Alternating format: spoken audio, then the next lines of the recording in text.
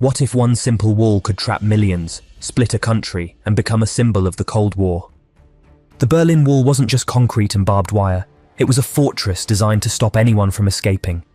No matter the cost, from hidden traps to high-tech alarms, the wall was a chilling masterpiece of control. But how did it actually work? And why did it become one of history's most infamous barriers? Join us as we break down the secrets of the Berlin Wall and uncover the lengths people went to for freedom. Life before the wall.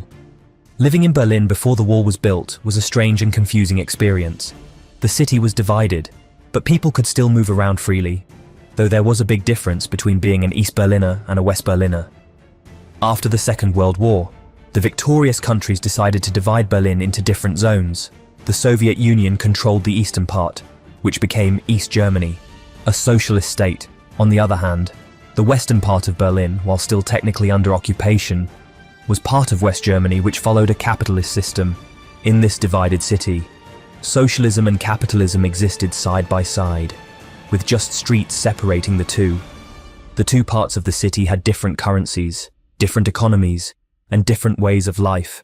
Trains running through Berlin would announce things like, "Next station, last stop in the Eastern Zone," as they crossed from one side of the city to the other. It wasn't uncommon for people to live in one part of Berlin and work in the other. East Berliners would often take jobs in the West because the Western currency was stronger, while West Berliners would go to the East for cheaper things, like haircuts. It was a strange mix of cooperation and competition between the two sides. On the west side of the city, Kurfürstendamm Street became a bustling shopping area filled with brand-name stores, showcasing the latest products of Western consumer culture. Just a few streets away in East Berlin, there was Stalin Alley, a grand street lined with buildings built in the style of socialist classicism, meant to show off the ideals of the Eastern government. The two systems seemed to coexist, each trying to outdo the other with their own displays of power and prosperity. However, this peaceful coexistence between two different ways of life didn't last long. Tensions between the East and West continued to rise, and it became harder to ignore the growing divide. Eventually, the Berlin Wall was built, starting a new and much more divided chapter in the city's history. The birth of the Berlin Wall. On the 13th of August, 1961, the city of Berlin woke up to a completely different world. In a single day, the East German government sealed off the border, dividing the city into two. Families were suddenly split apart, unable to see each other, let alone cross the street without fear of punishment. The government claimed that this drastic measure was needed to protect their country and keep it safe from outside threats. But in reality, it was a move to stop their own citizens from fleeing to the West. The West represented something that seemed so much better: higher wages, more job opportunities, and freedoms that people in the East could only dream of. With the border closed, those who had hoped for a better life on the other side now faced an uncertain future. At first, the wall was mostly fences and loose pieces of barbed wire, manned by guards. Some stretches were unguarded, and it was even possible to jump across.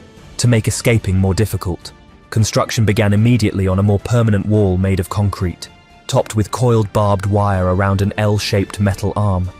However, this was not how the wall looked everywhere. A shortage of building materials meant that, in the early years, only 10% of the border was built this way. There was another problem.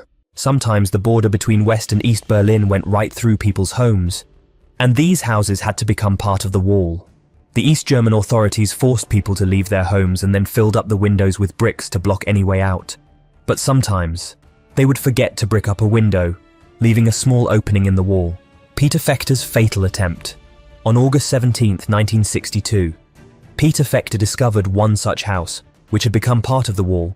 Peter was frustrated with the East German government because they wouldn't let him see his sister, who lived on the other side of the wall. Together with his colleague, Helmut, he fantasized about escaping to the West. The two of them noticed people inside the house. To avoid detection, they removed their shoes and quietly crept in. By sheer luck, they quickly found an open window. From there, they had a clear view of the road to freedom, a fence, then a clear strip, and finally, a wall. It seemed doable, except for one problem. They were in plain sight of the nearby border guards. Suddenly, they hear voices behind them. It's now or never.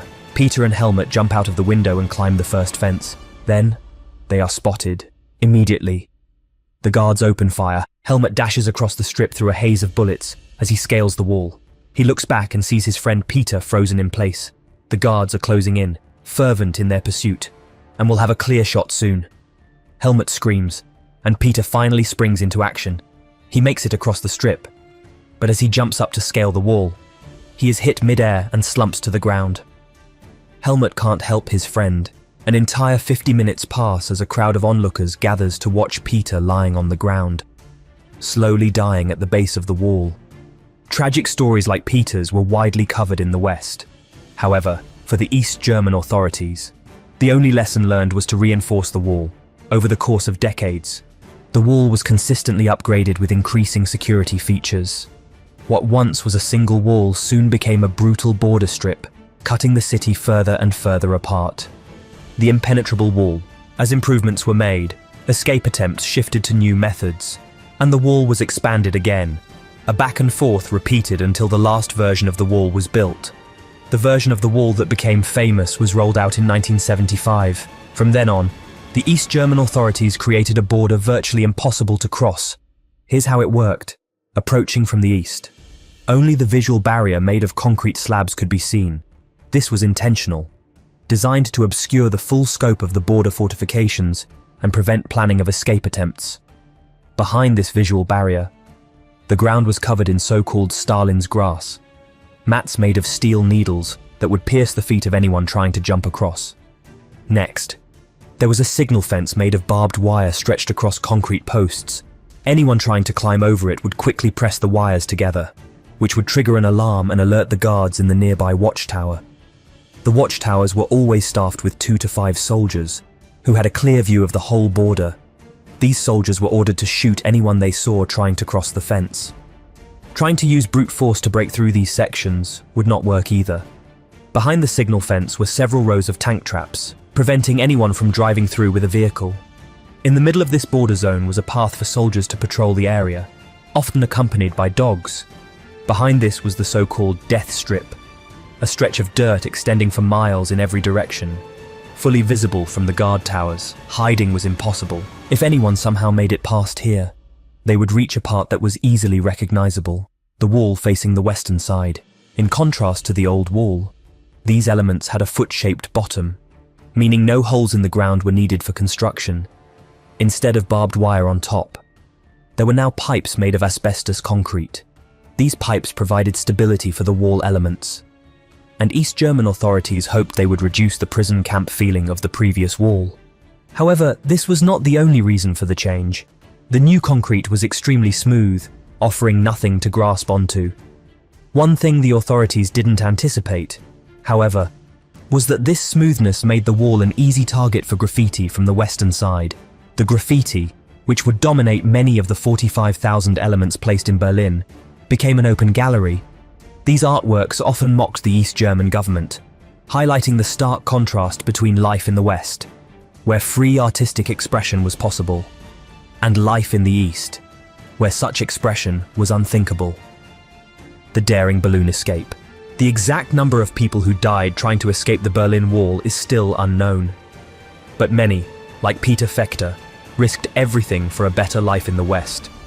Sadly, not everyone succeeded, and many lives were changed by the wall's division. The Berlin Wall was just one part of a much bigger divide in Germany, with the East controlled by the communist government and the West living in freedom. This separation affected millions of people, and many took extreme risks to escape to the West.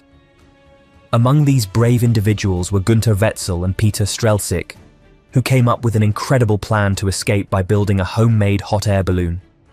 Their story shows just how far people were willing to go to find freedom and a better life. Inspired by an article about hot air balloons, they decided to build one themselves. Using homemade materials, they sewed the balloon together, assembled the burner, and prepared for their daring journey. When the balloon finally lifted off, hope soared with it until disaster struck. A large hole tore open in the top of the balloon, threatening to send them plummeting from over 6,000 feet. Despite this terrifying setback, their determination symbolized the lengths to which people would go for freedom. The Berlin Wall may be gone, but the courage of those who tried to escape lives on, from tragic losses to daring escapes.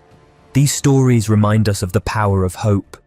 If you enjoyed this video, make sure to like and subscribe for more, and let me know your thoughts in the comments. What do you think about the risks people took for freedom? Thanks for watching,